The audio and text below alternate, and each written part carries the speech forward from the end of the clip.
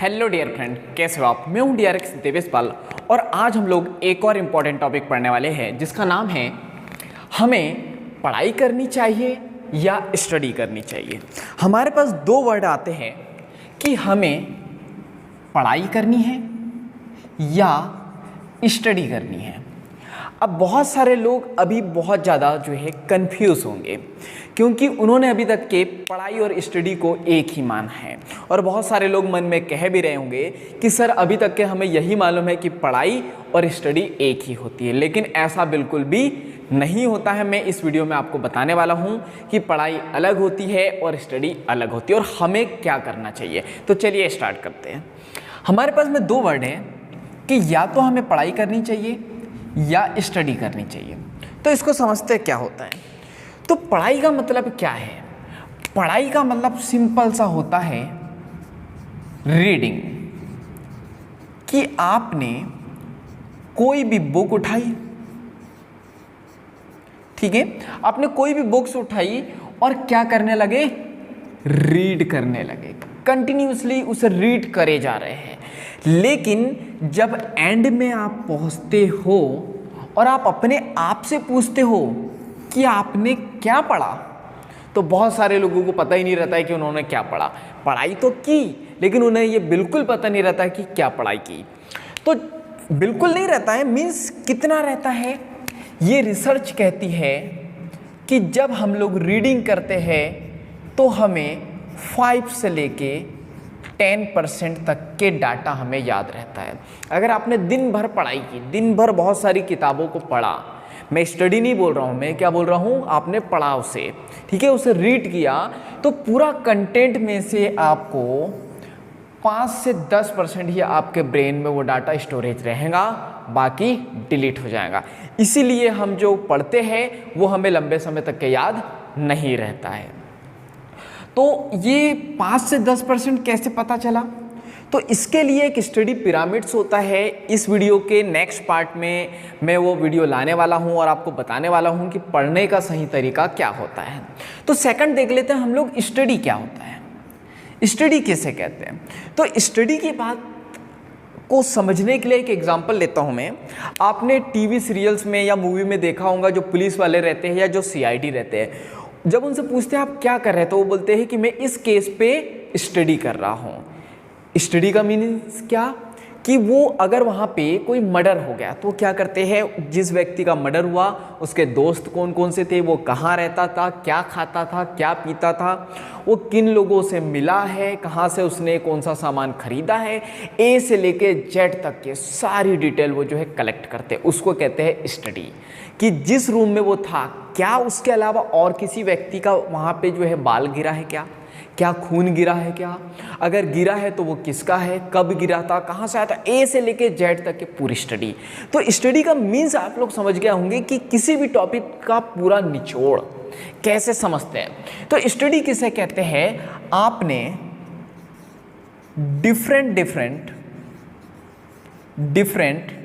Square का मतलब समझ जाओगे ना, डिफरेंट बुक से आपने डाटा कलेक्ट किया। अगर आप किसी टॉपिक को पढ़ रहे हो तो आप क्या करोगे, एक बुक से नहीं पढ़ोगे, आपके पास बहुत सारी बुकें होनी चाहिए, मल्टीपल बुक्स होनी चाहिए जिसमें से आप अलग अलग डाटा निकाल सको। देखो टॉपिक एक ही होता है, चैप्टर एक ही होता है, लेकिन हर बुक में जो है डाटा अलग अलग होता है। मीन्स मैं ये बोलूँ कि उसे लिखने का तरीका अलग होता है, लैंग्वेजेस अलग अलग होती है, समझाने का तरीका अलग अलग होता है, तो वहाँ से आपको बहुत सारा डाटा देखने को मिलेगा। इसके बाद आप क्या कर सकते हो, डिफरेंट वीडियो से उसी टॉपिक का कंटेंट निकाल सकते हो। इसके बाद आप डिफरेंट टीचर से उस टॉपिक का नॉलेज ले सकते हो, ठीक है। अब क्या कर सकते हो आप कि अगर आपके पास पास्ट के कुछ नोट्स पड़े हो, यानी कि आपके पास उस टॉपिक के पहले से कुछ नोट्स हो तो उसमें से कुछ डाटा निकाल सकते हो आप, या फिर आपके पास पास्ट का कोई नॉलेज हो उस टॉपिक से रिलेटेड तो आप उस टॉपिक को प्रिपेयर करने में लगा दोगे। इस प्रकार से आपकी हो जाएंगी स्टडी। क्या हुआ, आपने मल्टीपल सोर्स का उपयोग किया एक टॉपिक को समझने के लिए।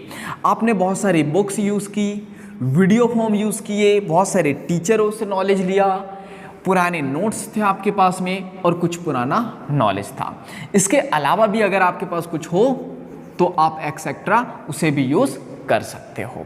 जैसे बाबा गूगल है, सब उगलते हैं बाबा गूगल, या फिर आपके पास कुछ मूवी देखी हो आपने तो मूवी से भी हमें नॉलेज मिलता है। तो ये बहुत सारी चीज़ों के द्वारा जो है आप स्टडी करोगे।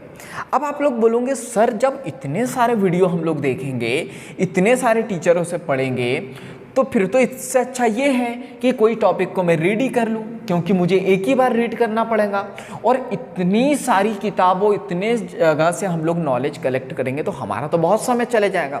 जी बिल्कुल बहुत समय जाएगा, मुझे मालूम है, लेकिन आपका समय तो जाएगा, आपकी मेहनत तो लगेगी बहुत ज़्यादा। लेकिन जिस टॉपिक को आप पढ़ोगे नहीं, जिस टॉपिक की आप स्टडी करोगे तो उसमें आप मास्टर बन जाओगे। वो टॉपिक आपको इतने अच्छे से आएगा कि कोई आपसे जो है नींद में भी उठा से आपसे पूछ ले कि इस टॉपिक में क्या होता तो आप बता दोगे। तो कोई भी टॉपिक जो आप प्रिपेयर करो तो उसकी स्टडी करो, ताकि एक बार करो अच्छे से करो। वरना हम लोग क्या करते हैं, हम लोग रीड करते हैं और एक बार करते हैं, दो बार करते हैं, बार बार करते हैं, लेकिन फिर भी वो टॉपिक क्लियर नहीं होता है।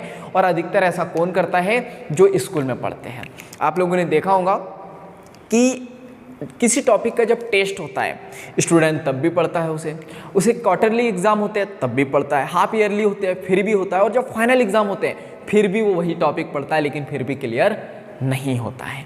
तो हमें पढ़ाई नहीं करनी है, हमें क्या करना है, मोस्ट इम्पॉर्टेंट। अब आप क्या करोगे, आज से स्टडी करोगे, टाइम लगेगा, लेकिन अगर आप किसी टॉपिक की स्टडी करोगे तो आप उस टॉपिक के मास्टर बन जाओगे।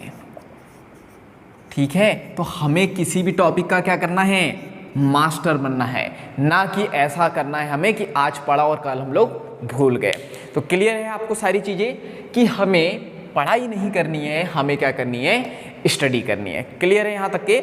और पढ़ाई से रिलेटेड बहुत सारी टिप्स, ट्रिक्स और बहुत सारे कॉन्सेप्ट मैं अपने चैनल पर लेके आने वाला हूँ। तो क्या करना है आपको, तो इस वीडियो ने आपकी लाइफ में थोड़ा भी इम्पैक्ट किया हो तो वीडियो को लाइक करना है, मुझे कमेंट्स करके बताना है कि इस वीडियो ने आपकी लाइफ में क्या इम्पैक्ट किया है, और इस वीडियो को ज़्यादा से ज़्यादा लोगों के पास शेयर करना है, क्योंकि श्री कृष्ण भगवद गीता में कहते हैं कि ज्ञान को बांटने से ज्ञान बढ़ता है और ज्ञान को ना बांटने से ज्ञान घटता है।